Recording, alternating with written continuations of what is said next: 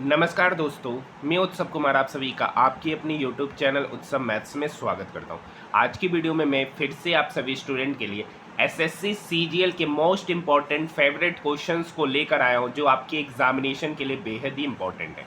क्योंकि इस टाइप के जो क्वेश्चन है ना, वो आपके एग्जामिनेशन एसएससी सीजीएल 23 सितंबर से 26 सितंबर के बीच में जरूर देखने को मिलेंगे। बात करेंगे कि ये वीडियो में जितने भी सीजीएल के 25 क्वेश्चन लिए गए, वो सारे के सारे के प्रश्न जो है ना, आपका 21 जुलाई शिफ्ट 1 में सारे के सारे प्रश्न पूछे गए। सीजीएल का 21 जुलाई 2023 का जो शिफ्ट 1 हुआ था, वहां से ये प्रश्न उठाए गए।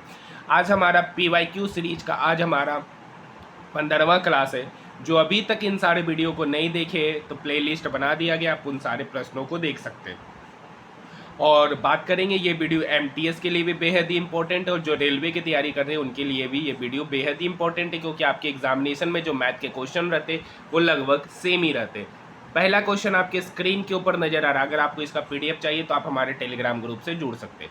a plus B plus C 12 है, A B plus B C plus C ये 47 है। तो यहाँ से A square plus B square plus C square का जो वैल्यू हो जाएगा, A plus B plus C का होल स्क्वायर मतलब 12 का स्क्वायर 144, ठीक है, माइनस 47 गुना 2, तो 47 45 दूनी 90 और 4 94। 144 में से 94 चला गया, तो 144 में से 94 चला गया, तो 0 14 में से 9 गया 5, यानी A square plus B square plus C square का वैल्यू पता चल गया 50। आपसे पूछ रहा है A cube plus B cube plus C cube minus 3abc। देखिए यहाँ पर मैं आपको बताऊंगा कि पेपर का लेवल क्या है, और साथ ही साथ आपको भी क्वेश्चन को सॉल्व करना, और इस क्वेश्चन को बनाने में कितने सेकेंड लगे ये भी आपको देखना है। A cube plus B cube plus C cube minus 3abc ये बराबर होता है A plus B plus C, A plus B plus C 12 है, into A square plus B square plus C square, इसका वैल्यू 50 है, minus A B plus B C plus C, इसका value 47 है। 50 minus 47 3 गुना 12 36, option number 4 इसका सही उत्तर हो जाएगा। नेक्स्ट क्वेश्चन है, राघव 45 मिनट में 3300 मीटर की दूरी तय करता है। देखिए 3300 मीटर की दूरी कितना मिनट में कर रहा है, 45 मिनट में। इसको सबसे पहले सेकंड में कन्वर्ट करेंगे, तो सेकंड में कन्वर्ट करने के लिए आपको 60 से मल्टीप्लाई करना पड़ेगा 45 में। अब ये मीटर पर सेकंड में है, इसको किलोमीटर पर आवर में कन्वर्ट करने के लिए आपको 18/5 से मल्टीप्लाई करना पड़ेगा। एक जीरो से एक जीरो कट गया, ये 330 को काटेगा, 6 पच्चे 30, 1 6 पच्चे 30। अब ये 5 जो है ना, इस 18 को काटेगा 11 बार में, 9 दूनी 18, 9 पच्चे 45, ऊपर में हो गया 11 दूनी 22/5 किलोमीटर पर आवर, ठीक है। 22/5 किलोमीटर पर आवर। अब 22/5 किलोमीटर पर आवर का मतलब होता 4.4 किलोमीटर पर आवर। इसका उत्तर होगा ऑप्शन नंबर 3। किससे किससे ये दोनों क्वेश्चन विदाउट पेन या कम सेकंड में बनाए, आप मुझे कमेंट सेक्शन में जरूर बताइए। नेक्स्ट क्वेश्चन है, निम्नलिखित आरेख कुछ वर्षों में बेचे गए पंखे और कूलरों की संख्या की प्रतिशत वृद्धि दर्शाता है। कूलर और पंखे की वृद्धि दर के औसत में कितना अंतर है। तो यहाँ पर देखिए, ये जो है ना, ये कूलर की संख्या है और ये आपका पंखा है। तो कूलर की संख्या को अगर हम ऐड करेंगे, तो कूलर की संख्या को ऐड करने के लिए क्या करना है, कुछ नहीं करना है। यहाँ पर जितने भी कूलर दे रखे, यहाँ पर हो गया 60 प्लस 72 प्लस 54 प्लस 45, तो इसका सम निकल के आ गया 231। और इसका सम करेंगे 27 18 30 और 20, इसका सम निकल के आ गया 95। 231 में से 95 चला जाएगा, 231 में से 95 चला गया तो बच गया 136। इसका औसत निकालना है, क्योंकि बोल रहा औसत में कितना अंतर है, तो 136 अंतर 136, औसत निकालना है तो 136/4 मतलब 4 या 12 1 4 चौक 16, यानी औसत में जो अंतर है ना, वो आपका 34 है। ऑप्शन की बात करेंगे तो ऑप्शन नंबर 4 इसका सही उत्तर हो जाएगा। नेक्स्ट क्वेश्चन की ओर हम लोग बढ़ रहे हैं। देखिए ये वीडियो उन सभी स्टूडेंट के लिए बेहद ही इंपॉर्टेंट होने जा रहा है जिनका एसएससी सीजीएल का आने वाले अपकमिंग शिफ्ट में एग्जामिनेशन है, क्योंकि आपके एग्जामिनेशन में हूबहू इसी टाइप के प्रश्न जरूर देखने को मिलेंगे। और जो मैंने लगभग एसएससी सीजीएल का पीवाईक्यू का जो 15 सेट कराया है ना, उसमें से तो आप 100% मान के चलिए 50% क्वेश्चन तो हूबहू देखने को मिलेंगे, खाली डाटा चेंज रहेगा। तो उन सारे प्लेलिस्ट, उनका प्लेलिस्ट बना दिया गया, आप उसको उस वीडियो को देखिए, इससे आपका पेपर का लेवल पता चल जाएगा, कैसे कैसे क्वेश्चन पूछे जाएंगे। देखिए यहाँ पे 2 छूट दिया गया, 3 छूट दिया गया। मान लेते कि उसका एमपी 100 है, उसमें पहले 5% का छूट दिया गया, तो 5% का फ्रैक्शन वैल्यू होता है 1/20।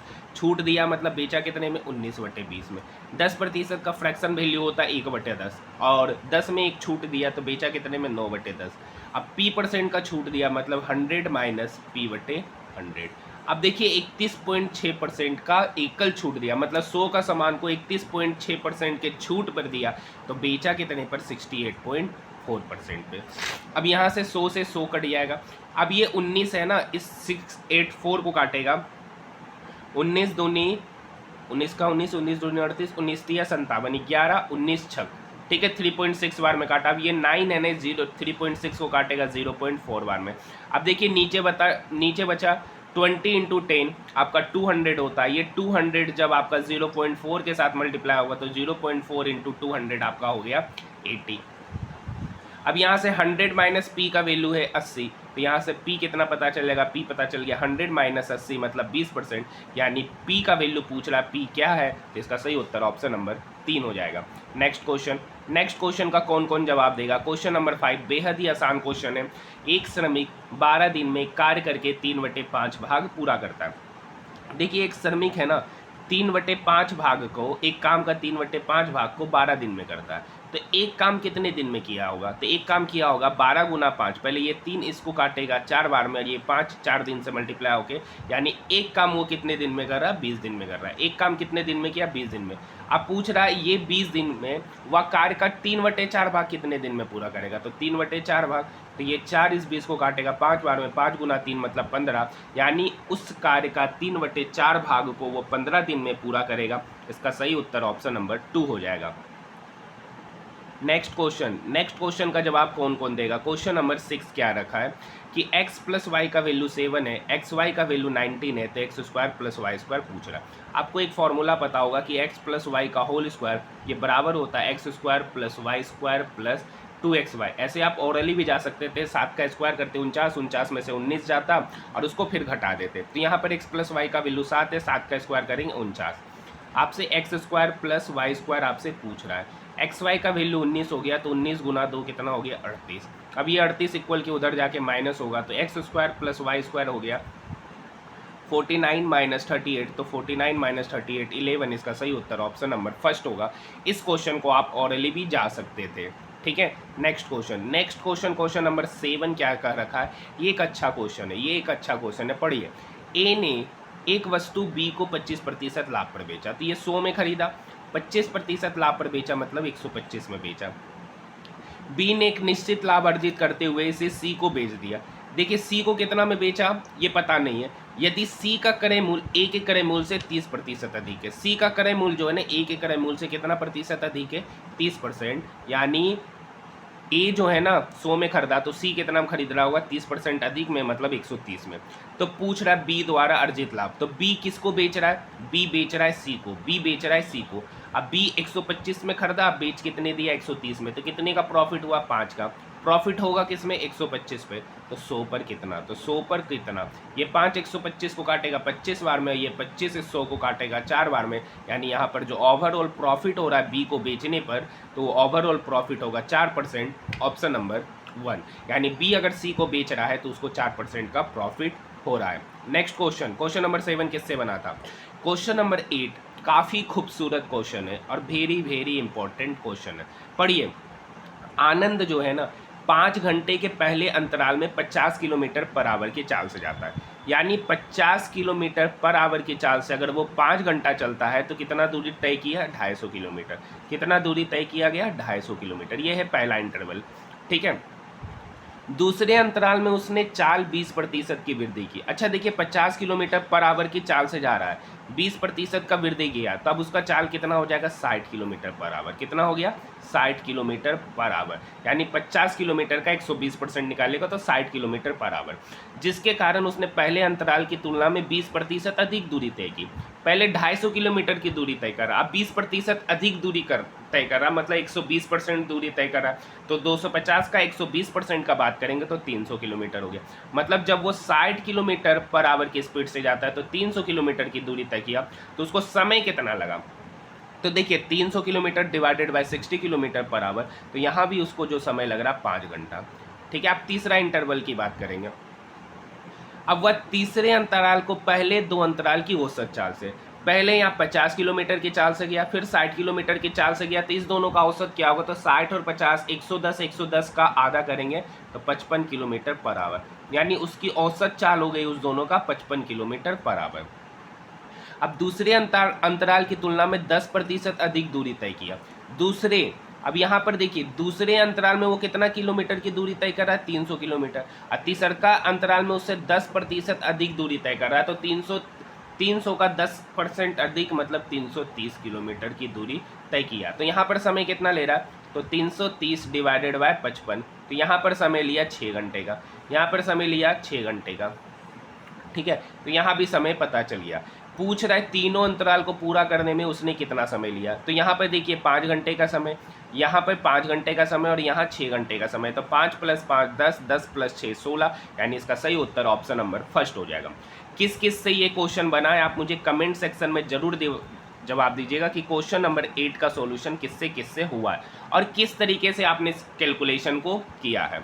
आइए नेक्स्ट क्वेश्चन देखिए। नेक्स्ट क्वेश्चन बेहद ही आसान क्वेश्चन है कि दी गई आकृति में एक कंडीशन दे रखा है कि ट्रायंगल QPS और ट्रायंगल SRQ आपस में कन्ग्रुएंट है, तो ये वाला एंगल और ये वाला एंगल आपस में बराबर होगा और ये वाला एंगल आपस में बराबर होगा, तो ये 52 हो जाएगा। अब बताइए 106 ये 152 है, तो ये कितना हो जाएगा, ये आपका हो जाएगा 6 2 8, ठीक है। तो ये इधर हो गया आपका 158, तो 180 में से 158 जाएगा, तो ये कितना होगा 22। अब देखिए आपको पता है कि यहाँ पर एंगल S और एंगल Q भी आपस में बराबर होंगे, यानी ये वाला एंगल किसके बराबर हो जाएगा, इसके बराबर हो जाएगा, यानी ये एंगल कितना हो गया 22 डिग्री। पूछ रहा है PSR एंगल PSR, मतलब ये टोटल एंगल पूछ रहा है, तो ये टोटल एंगल निकालने के लिए 52 + 22 मतलब 74 डिग्री। ऑप्शन नंबर फर्स्ट इसका सही उत्तर होगा। ये क्वेश्चन विदाउट पेन बनने वाला क्वेश्चन है, क्योंकि अगर ड्रॉ ट्रायंगल आपस में कन्ग्रुएंट हो जाते हैं, उनकी सारी भुजाएं, सारे साइड्स, एंगल सभी आपस में क्या हो जाते हैं, समान हो जाते हैं, ठीक है। बस यही कंडीशन को लगाते हुए इस क्वेश्चन को विदाउट पेन बन जाएगा। नेक्स्ट क्वेश्चन है कपास और खादी के कुल उत्पादन के मध्य में कितना अंतर है। देखिए कपास और खादी के कुल उत्पादन में, तो कपास का यहाँ कुल उत्पादन कीजिए, तो यहाँ पर होगा 4 1 5, ठीक है, 12 दूनी 24 और 11 24 और 11 355। यहाँ उत्पादन कीजिएगा 8 5 13 और 12 3 36, इनके बीच अंतर बताना, ऋणात्मक चिन्ह नहीं लेना है, तो 363 में से 355 घटाएंगे तो अंतर निकल के आ जाएगा 8, यानी कपास और खादी के बीच जो टोटल अंतर है 8 है। इसका सही उत्तर ऑप्शन नंबर फर्स्ट हो जाएगा। ये भी विदाउट पेन बनने वाला क्वेश्चन था। क्वेश्चन नंबर 11 क्या कर रखा है, देखिए एक घनाभ का आयतन घन के आयतन का 2 गुना है, मतलब यहाँ पर घनाभ का आयतन क्या होगा, तो घनाभ का आयतन का देखिए लंबाई गुना चौड़ाई गुना ऊंचाई दे रखा है, ठीक है। अब ये जो घनाभ का आयतन है ना, घन के आयतन का 3 गुना है, मतलब 2 गुना है, तो और घन का आयतन क्या होता है साइड क्यूब को बेसिकली हम ए क्यूब मान लेते हैं। अब ये 2 इस 16 को काटेगा 8 बार में, यानी ए क्यूब का वैल्यू 8 का क्यूब, तो यहाँ से ए पता चल गया 8 सेंटीमीटर, ए पता चल गया, सॉरी मीटर है तो ए पता चल गया 8 मीटर। पूछ रहा है घन का संपूर्ण पृष्ठीय क्षेत्रफल, तो घन का संपूर्ण पृष्ठीय क्षेत्रफल होता है 6 × साइड स्क्वायर, यानी 6 × 8 का स्क्वायर करेंगे तो 64 गुना 6 384 मीटर स्क्वायर। ऑप्शन नंबर 3 इसका सही उत्तर हो सकता है। आप यहाँ पर देख सकते हैं कि कितने सारे प्रश्न जो है ना, काफ़ी इजी प्रश्न आपके एग्जामिनेशन में पूछे गए। क्वेश्चन नंबर 12 लेकर अच्छा क्वेश्चन है और आसान क्वेश्चन है, अच्छा भी बोलेंगे आसान भी बोलेंगे। देखिए यहाँ पर भुजाओं की लंबाई PQ 18 दे रखा है, यहाँ से यहाँ की जो दूरी है ना वो 18 दे रखी है, ठीक है। QR आपका 13 दे रखा है, मतलब यहाँ से यहाँ की दूरी जो है ना 13 दे रखा है, और RP 15 दे रखा है, ठीक है। चलिए हम किसी एक को मान लेते हैं। यहाँ पे हम क्या करते हैं, यहाँ से इस DQ को हम मान लेते हैं x, DQ को मानेंगे x, तो QL भी क्या होगा x, आपको पता है, ठीक है। अब ये DQ x होगा तो ये PD कितना होगा, ये PD हो जाएगा आपका 18 - x। अब ये 18 - x होगा तो ये PF भी कितना होगा, ये भी होगा आपका 18 - x, ठीक है। अब ये x है तो ये कितना होगा 13 - x, ये क्या LR। अब जब LR 13 - x है तो RF भी क्या होगा 13 - x। अब इस दोनों का सम ही आपका 15 है, या इधर सम करेंगे तो वो भी आपका 15 ही होगा। तो देखिए 18 - x + 13 - x, इसका सम ही आपका कितना 18 - x और 13 - x, इसी का सम आपका 15 है। तो यहाँ 18 13 आपका हो गया 31, 31 - 2x का वैल्यू हो गया 15, तो ये 15 इक्वल के इधर आएगा, तो 31 - 15 बराबर हो गया 2x, तो यहाँ से हो गया 2x = 16, तो x बराबर निकल के आ गया 8 सेंटीमीटर, ठीक है। आपसे पूछ रहा है पीडी की लंबाई, यानी ये लंबाई पूछ रहा है, तो ये लंबाई है आपका 18 माइनस एक्स। 18 माइनस एक्स मतलब 18 माइनस 8, 18 में से 8 चला गया तो 10 सेंटीमीटर इसका सही उत्तर होगा। ये भी काफ़ी आसान क्वेश्चन है जो कि आपके एग्जामिनेशन में पूछा गया। इसका सही उत्तर ऑप्शन नंबर 4 हो जाएगा। देखिए नेक्स्ट क्वेश्चन, क्वेश्चन नंबर 13 एक बार देख लीजिए। क्वेश्चन नंबर 13 तो विदाउट पेन बनने वाला क्वेश्चन है। देखिए ये सेक स्क्वायर थीटा है। अब कोट स्क्वायर 90 माइनस थीटा क्या होता है, टेन स्क्वायर थीटा। तो sec square theta minus tan square theta क्या हो जाएगा, ऑप्शन नंबर 1 इसका सही उत्तर हो जाएगा। Sec square theta minus tan square, क्योंकि ये कुछ नहीं है, ये आपका कोट स्क्वायर 90 माइनस थीटा आपका होता है टेन स्क्वायर थीटा, और sec square theta minus tan square theta 1 होता है विदाउट पेन। क्वेश्चन नंबर 14 एक अच्छा क्वेश्चन है जो आपके एग्जामिनेशन में पूछा गया है। एक व्यक्ति की मासिक आय 12,000 रुपये थी, ठीक है, और उसका मासिक व्यय है 8,000 रुपया, 8,000 व्यय है, तो सेविंग कितना कर रहा है, 4,000 का। ये आपका सेविंग है, ये आपका एक्सपेंडिचर है, और ये आपका इनकम है। अब अगले वर्ष उसकी आय में 10% की वृद्धि हुई, मतलब 10% का वृद्धि हो रहा है। तो 12,000 का 10% होता है 1200, वृद्धि हुआ तो 12,000 में 1200 जोड़ दीजिए, मतलब 13,200 रुपया उसका इनकम हो गया। दूसरा साल उसके एक्सपेंडिचर में भी 8% की वृद्धि हुई, तो 8% मतलब 8,000 का 8% 640, मतलब 8,640 उसका एक्सपेंडिचर हो गया। तो बचत कितना करेगा, तो 13,200 में 8,640 घटाएंगे तो कितना हो जाएगा, 4,560 हो जाएगा। यानी अब यहाँ पर सेविंग कितना बढ़ गया, पहले सेविंग 4,000 का कर रहा था, और अब यहाँ सेविंग 4,560 का कर रहा है, तो सेविंग बढ़ा कितना, 560, कितने में, 4,000 पे, तो 100 पर कितना, तो 100 पर कितना, तो डबल जीरो से डबल जीरो कट गया, एक जीरो से एक जीरो कट गया, ये 4 इस 56 को काटेगा, 14 चौक 56, यानी उसके सेविंग में कितना प्रतिशत की वृद्धि हुई, 14% की। ऑप्शन नंबर 3 इसका सही उत्तर हो जाएगा। ये भी आपका क्वेश्चन बेहद ही आसान क्वेश्चन था। ये एक अच्छा क्वेश्चन है जो आपके स्क्रीन के ऊपर नजर आ रहा है, और नॉर्मली आपको पता होगा कि इस टाइप के क्वेश्चन को कैसे बनाया जाता है। देखिए ए बी से 3.5 गुना तेजी से कार्य करता है, ए बी से 3.5 गुना तेजी से कार्य करता है, यानी ए जो है ना बी का 7/2। यहाँ से ए की एफिशिएंसी पता चल गई 7, और बी की एफिशिएंसी पता चल गई 2। अब ए किसी कार्य को पूरा करने में बी से 45 दिन कम लेता है। मान लेते हैं कि अगर बी किसी कार्य को करने में एक्स डेज ले रहा है, तो ए कितना डेज लेगा, एक्स माइनस 45 डेज। अब आपको पता है कि जब एफिशिएंसी को टाइम से मल्टीप्लाई करते हैं तो वर्क निकलता है, यानी यहाँ पर एक्स माइनस 45 दिन में 7 एफिशिएंसी के साथ कोई काम कर रहा है, और वही काम को बी जो है ना एक्स दिन में 2 एफिशिएंसी के साथ कर रहा है। ये दोनों आपस में बराबर होंगे। यहाँ पर हो गया 7x माइनस 7 गुना 45, ये बराबर हो गया 2x। अब ये 7x माइनस 2x इधर हो गया 5x, और ये 5x बराबर हो गया 7 गुना 45। देखिए मल्टीप्लाई क्यों नहीं किया, क्योंकि हमको फाइनली क्या करना है, काटना ही है। तो 5 नमा 45, 7 गुना 9 63, मतलब x पता चल गया आपका 63 दिन, ठीक है। यानी x b जो है ना 2 एफिशिएंसी के साथ x दिन में कार्य कर रहा है, यानी वो x कितना है, 63 दिन। तो x माइनस 45 कितना होगा, तो x माइनस 45 63 में से 45 घटा दिएगा, तो 13 में से 5 गया 8, मतलब 18। मतलब ए किसी काम को 18 दिन में कर रहा है, बी उसी काम को 63 दिन में कर रहा है। अब क्वेश्चन हो गया कि ए किसी काम को 18 दिन में कर रहा है और बी उसी कार्य को 63 दिन में कर रहा है, तो पूछ रहे ए और बी दोनों एक साथ काम करेगा तो कितने दिन में कार्य समाप्त होगा। तो 18 और 63 का जब हम एलसीएम लेंगे ना, तो 18 और 63 का जब हम एलसीएम लेंगे तो हम लोग इसे प्राइम फैक्टराइजेशन के रूप में ही ब्रेक कर देते हैं। तो यहाँ पर हो जाएगा 9, 7 और 2, 9, 7, 2 इसका टोटल वर्क हो जाएगा। ए 18 दिन में इतना काम कर रहा है, तो ए की एफिशिएंसी कितना होगी, 7, ठीक है। और बी 63 दिन में इतना काम कर रहा है, तो बी की एफिशिएंसी 2, जो कि पहले से ही हम लोग निकाल चुके थे। अब पूछ रहा है दोनों का सम कितना होगा, दोनों मिलकर 7 काम कर रहे हैं, तो उनकी एफिशिएंसी का सम हो गया 9। तो यहाँ 9 से 9 कट गया, तो 7 गुना 2 14, यानी दोनों मिलकर उस कार्य को 14 दिन में समाप्त करेंगे। इस क्वेश्चन का जो सही उत्तर हो जाएगा ऑप्शन नंबर 15 हो जाएगा। किससे किससे क्वेश्चन नंबर 15 बना है, आप हमें कमेंट सेक्शन में जरूर जवाब दीजिए।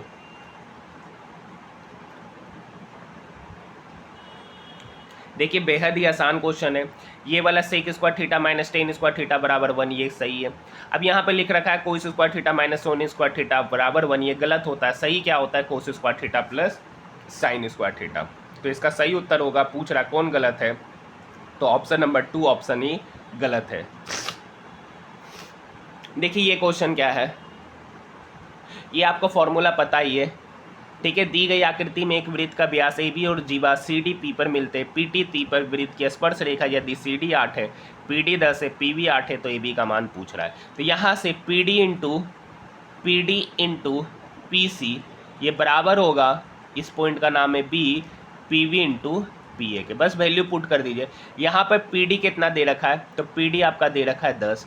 PC कितना होगा, तो यहाँ से यहाँ की दूरी 10 है और यहाँ से यहाँ की दूरी 8 है, तो 10 + 8 18 बराबर PV कितना दे रखा है, तो PV यहाँ पर 8 दे रखा है और PA आपको निकालना है।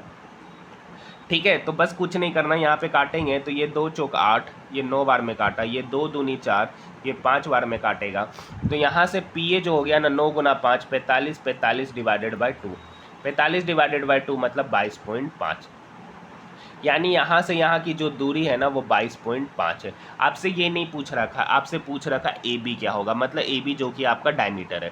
तो ये क्या होगा, 22.5 में से जब आप 8 सेंटीमीटर घटाएंगे तो कितना निकल के आएगा, 14.5 सेंटीमीटर इसका सही उत्तर होगा। यही आपका AB है, ऑप्शन नंबर 2 इसका सही उत्तर हो जाएगा। देखिए इसे ऑरली कैसे सॉल्व करेंगे। 25 - 5 20, 30 - 20 10, 20 + 30, 20 + 10 30, 50 - 30 20, ऑप्शन नंबर फर्स्ट। क्वेश्चन क्या सॉल्व करना है इस टाइप के क्वेश्चन को। देखिए यहाँ पर आपको कुछ नहीं करना है, यहाँ पे कुछ नहीं करना है। इसका प्रत्येक टर्म इसके प्रत्येक टर्म के साथ, इसका प्रत्येक टर्म इसके प्रत्येक टर्म के साथ और इसका प्रत्येक टर्म इसके प्रत्येक टर्म के साथ मल्टीप्लाई होगा। ठीक है, तो जब आप इस क्वेश्चन को आप मल्टीप्लाई कीजिएगा ना, तो देखिए यहाँ पर A × B, यहाँ पर AB हो जाएगा माइनस A × 3A मतलब -3A² minus 2B² plus 6AB plus A² minus 2AB minus 3B² minus 4AB plus 5B² plus 12A² minus 15AB। बस कुछ नहीं करना है, सबका प्रत्येक टर्म को सबके प्रत्येक टर्म के साथ क्या कर देना, मल्टीप्लाई कर देना। अब यहाँ पर आप कैलकुलेशन कर लीजिएगा, तो यहाँ से देखिए -2B² माइनस 3B², तो -5B² ये -5B² प्लस 5B² को क्या कर दिया, काट दिया। यहाँ पर देखिए -3A² प्लस A², तो -2A² हो जाएगा। ठीक है, आगे की बात करेंगे -2A² अब प्लस 12A², तो यहाँ पर हो गया 10A²। अब यहाँ पर देखिए प्लस AB है, यहाँ 6AB 7AB में से 2AB चला गया तो प्लस का 5AB, अब प्लस का 5AB और यहाँ पे 4AB है तो प्लस का 5AB और -4AB तो प्लस का AB। अब -15AB में से प्लस का AB चला गया तो -14AB इसका सही उत्तर होगा, option number first. Next question देखिए, नेक्स्ट क्वेश्चन भी आपका बोर्ड मास रूल से बनाया गया है, पूछा गया क्वेश्चन है।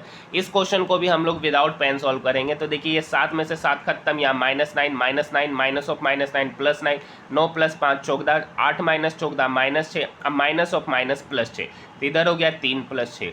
अब ये देखिए 10 इस 5 से कटेगा, 2 बार में 2 × 1 2 ही हो जाएगा, 2 प्लस इधर 6 + 3 9, 9 + 2 11, ऑप्शन नंबर 2। क्वेश्चन को बना सकते हैं आप, इन सारे क्वेश्चन को विदाउट पेन बना सकते। क्वेश्चन नंबर 21 बेहद ही आसान क्वेश्चन है और इस टाइप के प्रश्न आपके एग्जामिनेशन में पूछे जाते हैं। ए और बी मिलकर किसी कार्य को 20 दिन में करता है, ए अकेला उस कार्य को 30 दिन में करता है, तो इस दोनों का एलसीएम कितना हो गया, 20 और 30 का एलसीएम हो गया 60। ए प्लस बी 20 दिन में 60 काम कर रहा है तो ए प्लस बी की एफिशिएंसी हो गया 3। ए 30 दिन में 60 काम कर रहा है तो ए की एफिशिएंसी पता चल गया 2। अब देखिए यहाँ से आपको एक कंडीशन निकल के आ रहा है कि, ठीक है, यहाँ से एक कंडीशन आपका निकल के आ रहा है कि a plus B 3, a plus B की एफिशिएंसी 3 है और a की एफिशिएंसी यहाँ से 2 है, तो b की एफिशिएंसी कितना हो गया 1। टोटल काम है 60, आज उस 60 काम को b कर रहा है तो b कितने दिन में करेगा, तो 60 डिवाइडेड बाय 1 मतलब 60 दिन में वो काम b समाप्त करेगा, क्योंकि उसकी एफिशिएंसी कितना है 1 है। अब देखिए इससे आसान क्वेश्चन आपके एग्जामिनेशन में क्या पूछा जा सकता है। एक कक्षा की 5 लड़कियों का वजन इतना दे रखा है, तो इन 5 लड़कियों का औसत वजन निकालना है।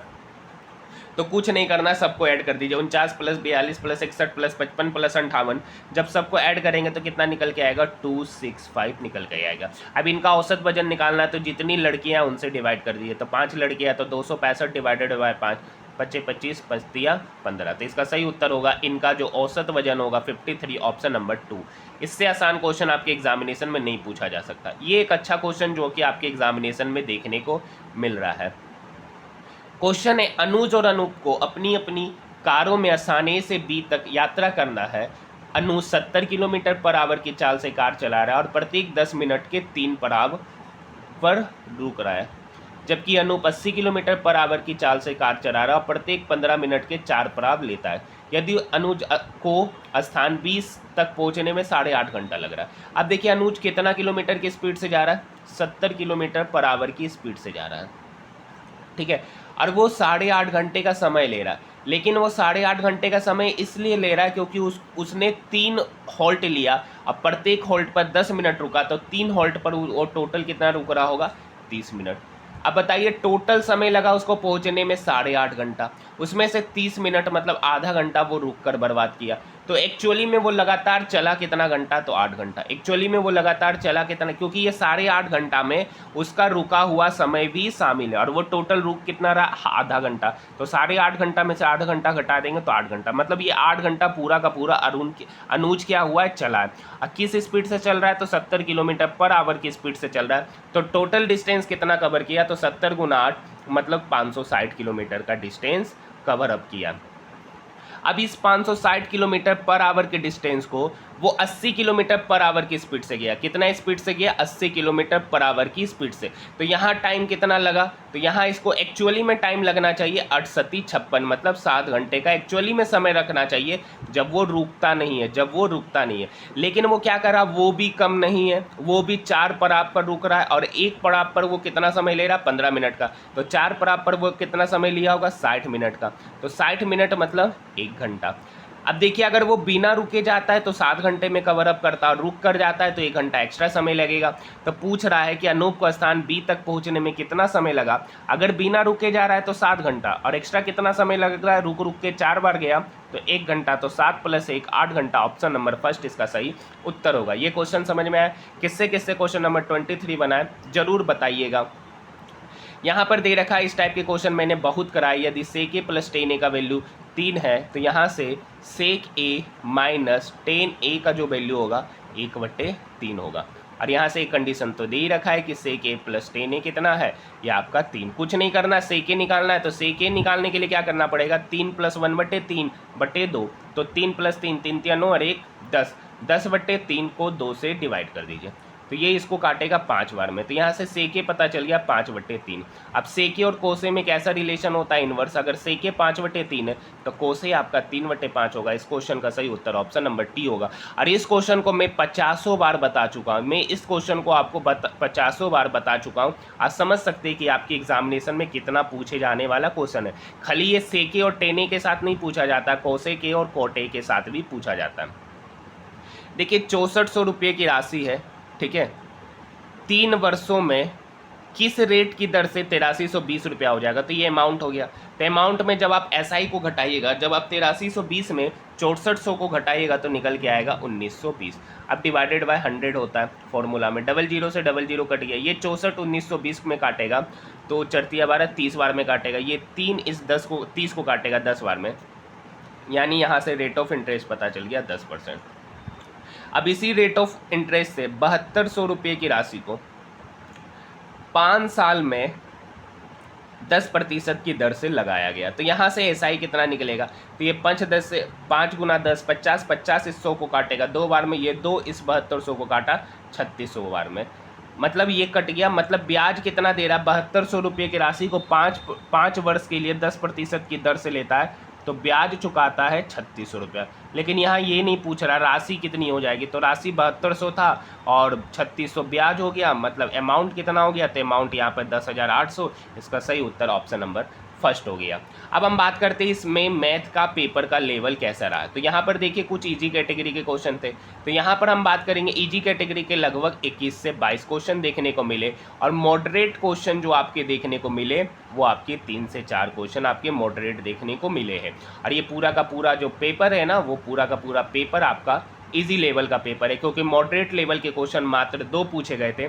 एक आपका E और B में जो टाइम एंड वर्क वाला क्वेश्चन था, और अभी एक जस्ट पहले ये वाला क्वेश्चन जो मैंने बताया, ठीक है, ये आपका मॉडरेट लेवल का क्वेश्चन था। और एक इसी टाइप के और क्वेश्चन पूछे गए थे, वो भी टाइम एंड डिस्टेंस वाला ही क्वेश्चन था, जहां पर आपका दिमाग लगने वाला क्वेश्चन था। तो ओवरऑल 3 क्वेश्चन आपके मॉडरेट लेवल के पूछे गए और सारे के सारे जो प्रश्न है ना वो काफ़ी आसान पूछे गए। तो पेपर का लेवल ये काफ़ी ईजी था, तो आज के लिए इतना ही, मिलते हैं हम लोग नेक्स्ट वीडियो में।